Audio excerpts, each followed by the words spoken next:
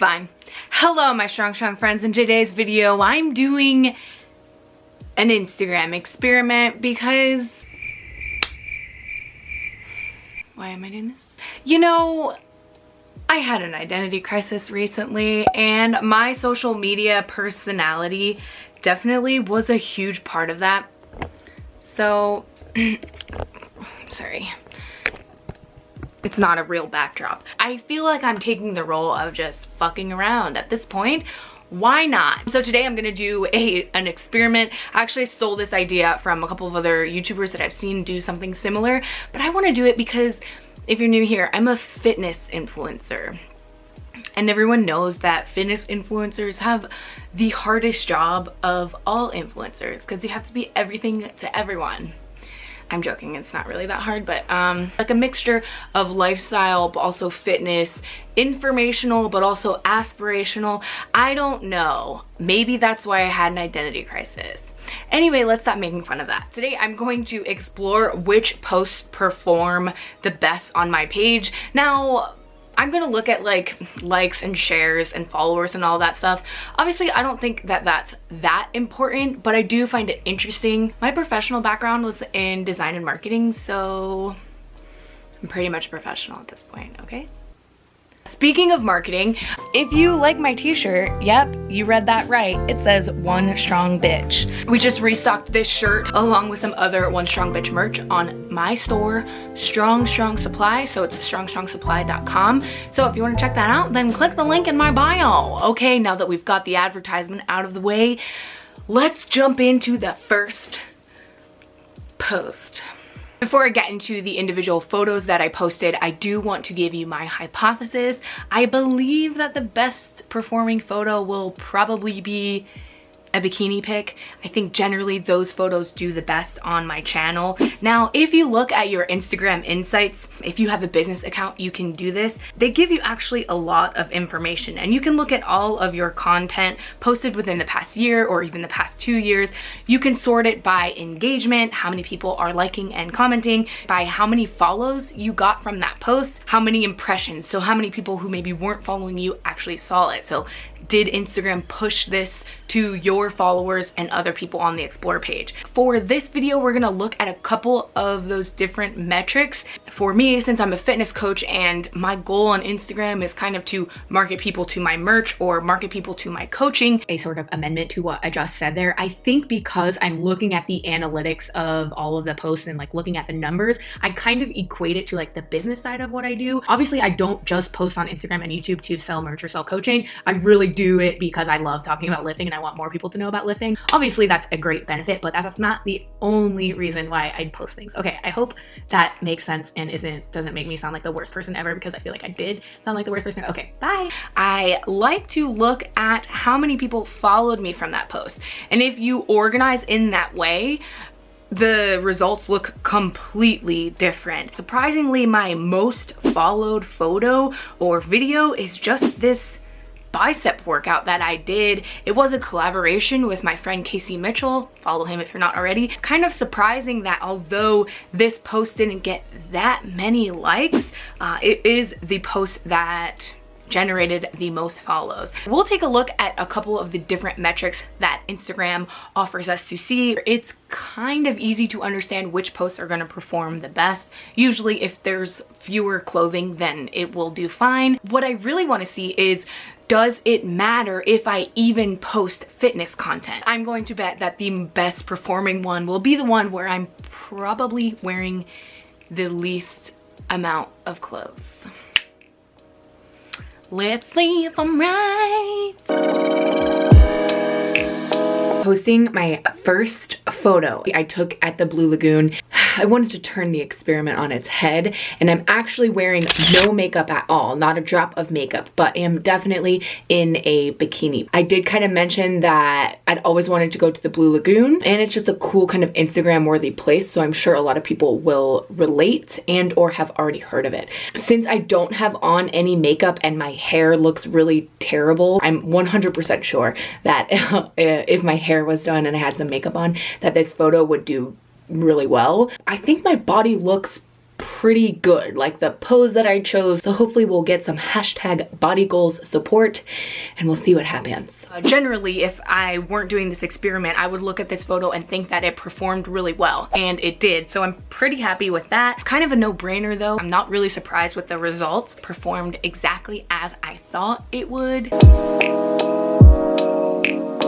Hi, okay, look at it outside. It's amazing. I just posted my second post. This is an instructional video. The most Fitspo. These usually do the best on my page, at least as far as video views goes. And I think that's like the most impressive thing to see is when you look on someone's profile and they have like okay, I don't have millions of views, but some of these videos have gotten like 500,000 views. So that's cool. I don't know if it's like worth it because I don't know how the likes will stack up. These take a long time to make, so I'm just gonna do a repost. I haven't posted this in over a year, so I'm sure there's plenty of people. I'm sure like there's like 150,000 new followers since the last time I posted this. So I'm sure plenty of people haven't seen this, but I think it may slightly skew if this were a brand new one. This is just an overhead press technique video. Do this, not that kind of videos. So I feel like they're clickable and people will find this on the explore page. If you were to just look at the views of this video and be somewhat impressed by that, then this would be the highest performing, which I don't know. Sometimes when I look at people's Instagram and I see that their videos get a ton of views, I'm impressed. But likes wise, this is the fewest liked that I've posted in the group. So that's kind of discouraging. Did have almost 3,000 bookmarks, meaning that people have saved it so that they can come back and look at it later. But I don't know. I don't know if this is good or bad. Yeah. Okay, experiment picture number 3. I'm going to transforming my current look into something more glam. I don't really post selfies that often, but when I do, I feel like they don't do that well generally. Today I'm gonna try and hack it and give myself a more dramatic, put more effort into my selfie and give myself a more dramatic look. We'll see. Here's the before.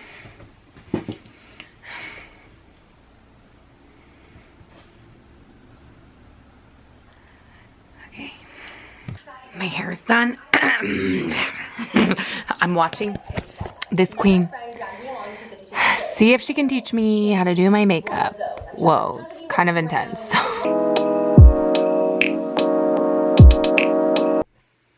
Okay, here is my look. I tried my best to overline the crap out of my lips because I feel like if you have big lips on Instagram, then people will like you.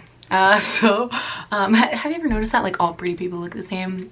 Conspiracy. So this is my full beat. I think I'm gonna change what I'm wearing, put on some jewelry. I have to go outside for the best light, so this is what I'm working with. This is like me gonna be outside in the snow. So let's see what the photo looks like. Okay, took hundreds of these pictures. The selfie. My camera died, but I'm making selections, and let me just say, for the most part, a picture is going to do a lot better on Instagram if it's just high quality. Like, honestly, I don't even think it needs to be that good of a picture. If it's high quality, people will like it. Even though I'm using a really nice iPhone, it is still the selfie camera, so it's not that great. If you can get yourself one of these, that's assuming that you're trying to become Instagram famous by watching this video. If you can get yourself like a pocket camera, high quality one. This is what I use to record pretty much all my YouTube videos. This is a Canon G7X. It's pretty pricey, but maybe worth it. I don't know, worth it if your career's on Instagram. That's me. Spoiler alert, this is the best one.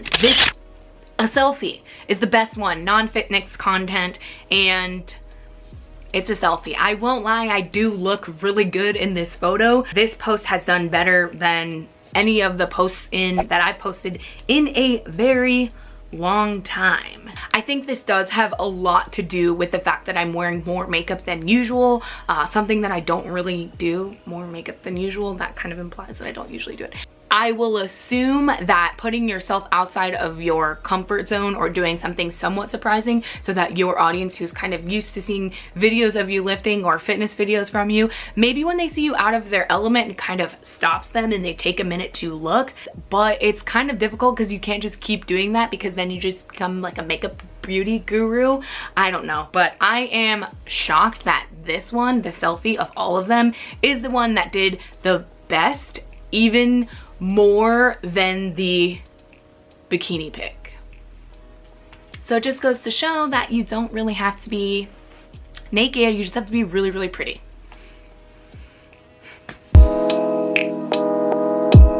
Just finished the process of taking this most recent one.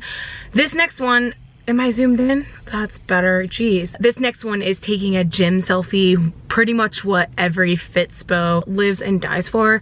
Me, not so much. Usually when I'm talking about fitness, it's like an instructional video like we saw earlier in this one, or a full workout. So I'll just post my full workout or like my best set, because I'm a powerlifter, so like sometimes it's interesting to see how heavy I'm going. I don't know. An important thing for the gym selfie is the activewear that you're wearing.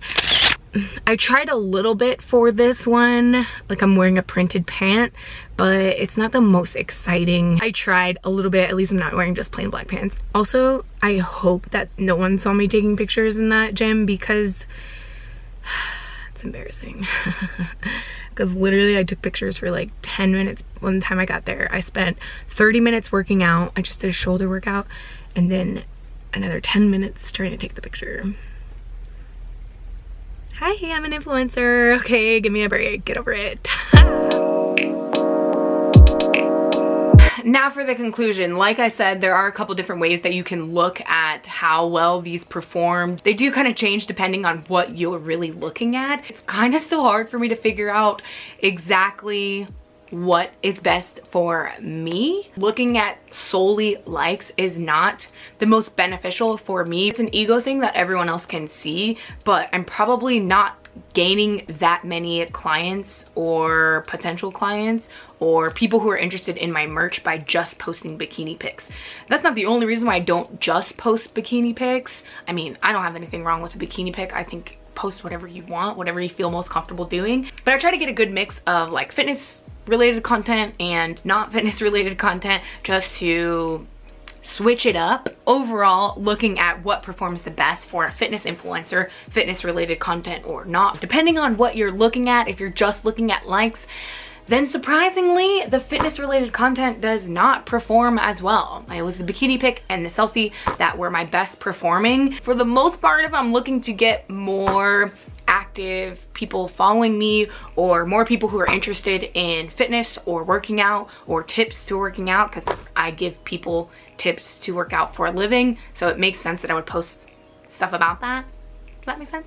I think that would more so inform my content rather than looking at the amount of likes that I get. So let that be a lesson for you. If you're a fitness influencer or any kind of influencer, just think about who you want to attract and why. I think it's totally fine to post awesome pictures of your body, especially if you're in fitness, because that is a big sell. But if people aren't saving your content or sharing it, then maybe that's something you want to think about, because you have to consider what you're influencing people to do. Me teaching someone how to properly overhead press is a more impactful influence than me posting an aspirational photo of a body or, you know, a pretty makeup done selfie. Okay, so yeah, I had fun doing this. Let me know what you guys think. I definitely stole this idea from a couple of other YouTubers, so if you want to go check out their videos for people who weren't fitness influencers, then I'll leave them links down below. It was Haley Fam and Lore DIY.